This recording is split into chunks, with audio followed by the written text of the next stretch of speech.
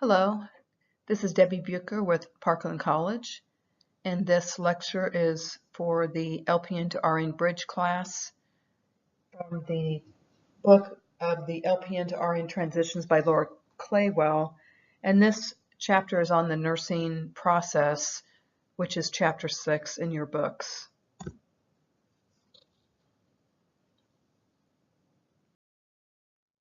First, with regards to the nursing prospect, there is a historical perspective. As you can see, this was first introduced in 1955 by Lydia Hall, and then 1958 through the years 1961, Orlando then introduced a three-step nursing process, which included the phases of assessment, planning, and evaluation. And then in 1967, it was developed into a four-step nursing process of assessment, planning, implementation, and evaluation. And then 1973, the ANA, American Nurses Association, added a fifth item to the nursing process, and it was the diagnosis.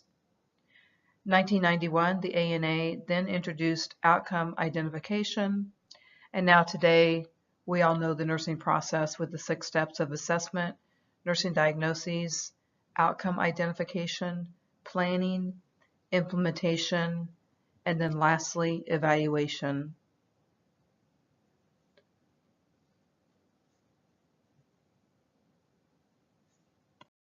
And also the nursing process, it helps us as nurses to give the best patient care and helps with problem solving. Now, assessment, as we said, is the first step of the nursing process. And as you know, assessment is completed by different various mechanisms. The nurse observes the patient in the surrounding situation, can interview both patient, which is primary, and secondary sources, which would be patient's family or caregiver. And the nurse also completes a physical head-to-toe assessment and then interprets the laboratory data as well.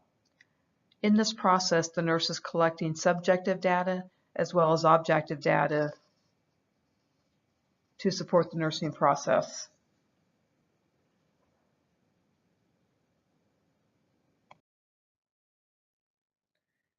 Next, I think I've already kind of touched on this. Your different data collection methods are the interview process, observation, and then of course your physical assessment, which includes inspection, auscultation, palpation, and percussion. And all this information together will help you formulate the plan of care. So it's really important that you all understand the functional health patterns because your care plans will be based upon that and that data that you gather. Like I said, the Virginia Henderson, she also identified 14 needs of an individual, which are breathing, eating, drinking, eliminating, moving, sleeping, selective clothing and dressing, body temperature, adequate hygiene, free from harm and avoiding hurting others, communication, learning and seeking fulfillment, spirituality, working, and playing. So a lot of the same areas that Gordon has in her functional health patterns, but really these tools are really supposed to be helpful in you doing your assessment and data collection. And it's just kind of the process of gathering and clustering data so that you can draw inferences and propose different nursing diagnoses from the data that you have collected in this manner. Again, you want to be organized with your data collection and needs to be a clear, systematic manner that permits logical progression. And then you also want to validate your assessment data too. Validating or verifying this may be needed to ensure accuracy. So again, it needs to be well documented. Your assessment needs to be well documented to be able to communicate clearly with other disciplines and the healthcare team so that you can all work together to provide the best care. And another way of validating assessment data is maybe you've had a hard time hearing a patient's blood pressure or maybe difficulty hearing lung sounds. Just ask another nurse to verify blood pressure or lung sounds. That's another way that you can validate your assessment data. And you do want to make sure that you do have correct data so that you can then pass it on to not only other nurses but to the healthcare team as well. Next is a question. A nurse collected the following data. Which data are subjective or is subjective? Number 1, patient breathes 14 times a minute. 2, patient has a dime-sized wound on the left leg. 3, patient's sputum is rust-colored. And 4, patient is nauseated. So, in examples of subjective data, remember our feelings and experiences as the patient's pain, fear, nausea, and uneasiness are just some of the examples. So, of course, number 4, patient is nauseated would be an example of subjective data that the patient is providing for you. So now, in order to obtain your nursing diagnosis, you really need to cluster your cues or your data points that you have gathered in your assessment to help you define those problems, which will help identify the nursing diagnoses. So every nursing diagnosis will be substantiated by identifying criteria or defining characteristics, which we just alluded to, including your subjective or objective data. That has to support your nursing diagnoses. Nursing diagnoses may be actual, potential, or wellness. And you will be using the PES format or problem. First, problem, and this is according to the North American Nursing Diagnoses Association, or NANDA. So first you have the problem related to whatever the etiology or cause, and then as evidenced by are your signs and symptoms again, and which you will be listing your subjective and your objective data. So an example that they have here for you is spiritual distress related to, so that's your related to findings, death of husband, as evidenced by tearfulness and subjective comment, why did God let this happen? So again, that's a subjective comment because that's what the patient is saying. And one more thing, with the collaborative problems or a potential problem or nursing diagnosis, it's something that may be likely to develop, but you're not currently seeing any signs and symptoms. So with a potential problem, you will not have the subjective or objective data. You won't have the as evidenced by, because that potential problem has not occurred yet. So that's why you won't see any data supporting that, because it hasn't occurred yet, but you want to address it so that you can hopefully keep it from. In selecting your nursing diagnoses, Ludwig and Ackley suggest 5 steps to help you formulate a nursing diagnosis.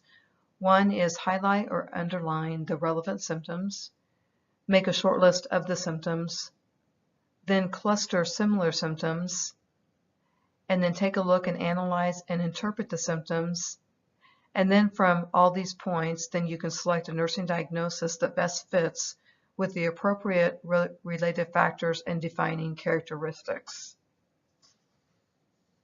So it's important for you to use your assessment data to help you individualize the plan of care. And again, nursing diagnosis includes the problem, etiology, and signs and symptoms. The etiology includes what causes or contributes to the development of the problem, which is your related to, and again, which is the related to feature.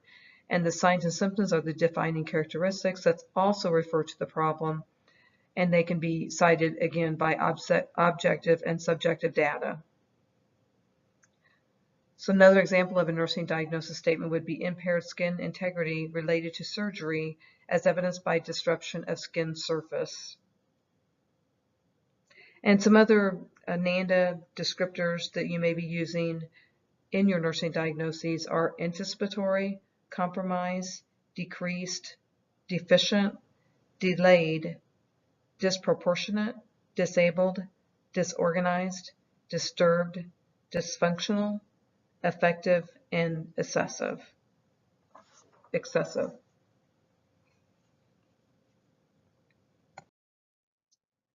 So after you are looking at your signs and symptoms and you are looking at the different nursing diagnoses that you have identified, next you need to prioritize your nursing diagnoses, because you want to address the most critical problem that you feel needs to be receiving the highest priority.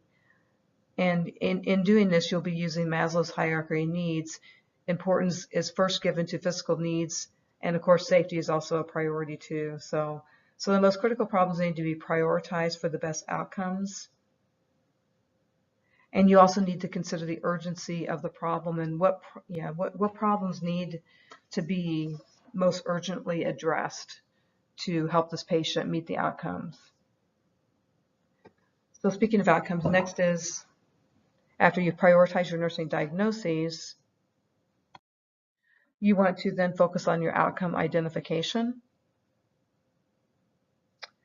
Outcomes need to be specific, measurable, and achievable, and they must be consistently evaluated and measured. So an example of a good outcome would be patient will ambulate 100 feet by the end of clinical or by a certain date.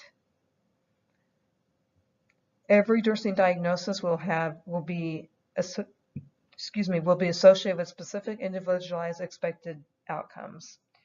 And again, they need to be patient-centered. They need to be written in a positive format. And outcomes need to be specific, realistic, and measurable. If they are not, then you really can't evaluate to see if your care plan is really doing what it is that you would like for it to achieve.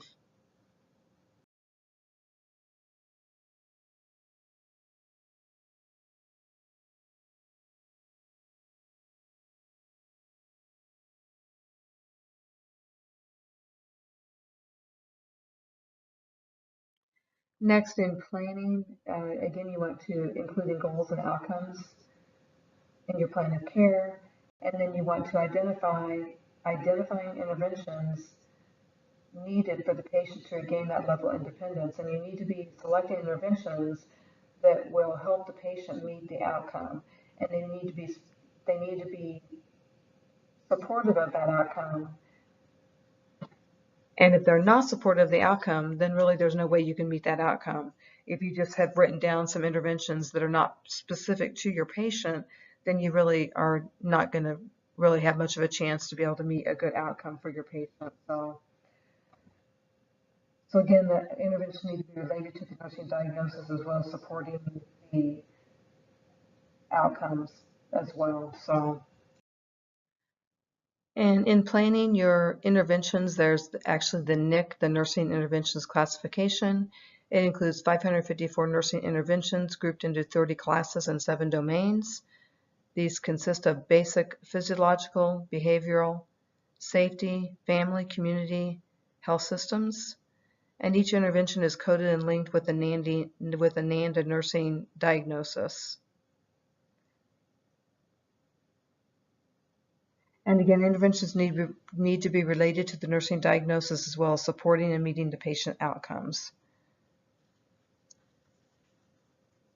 Your interventions should help the patient to get to a level of independence, or at least a higher level of independence prior to admission to the facility, if you can.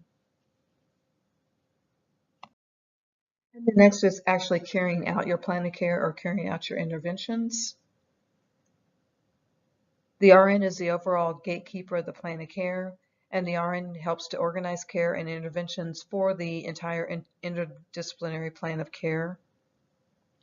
So RNs are delegating and coordinating care, you're implementing advanced interventions, you're evaluating and updating the plan of care and associated outcome priorities, engage and document patient-family education, which is very important, documenting your care, and retaining full accountability that part of care is carried out in a sensitive and effective manner.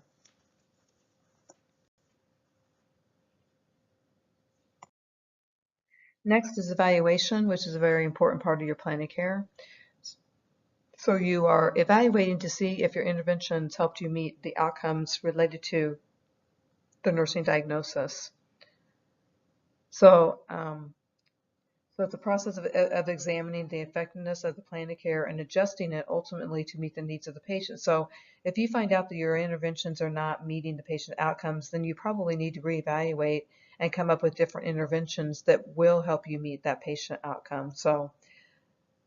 And the outcome achievement is part of the evaluation. So if all of your outcomes you're stating patient did not meet the outcome because of this, patient did not meet the outcome because of this, well, this is a concern, and so you need to be making sure that you are going in there and evaluating why it is these interventions are not working, and you probably need to be making some changes so that they will help and you can meet your patient outcomes with these interventions. If you are meeting your outcomes and the patient's doing well, then the plan of care may not require any changes. But again, if not, then the care plan is probably going to require changes. And then there's also concept mapping or your care plan. There's different ways of going about doing it. A concept map is one of the ways. It's kind of a visual representation of the client's pathophysiology, treatments, and nursing needs. And it helps prioritize and determine outcomes and interventions. And next is a picture of one. You guys may be familiar with concept maps. We have a concept map, but it looks a little bit different than what this does for our care plan. But basically, this just tells you step, fill in the middle circle with your medical diagnosis.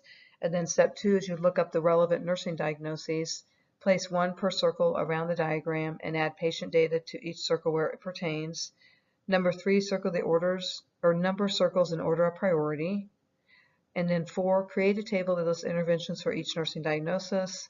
And step 5 is write patient responses to interventions and evaluation and data progress towards meeting those goals.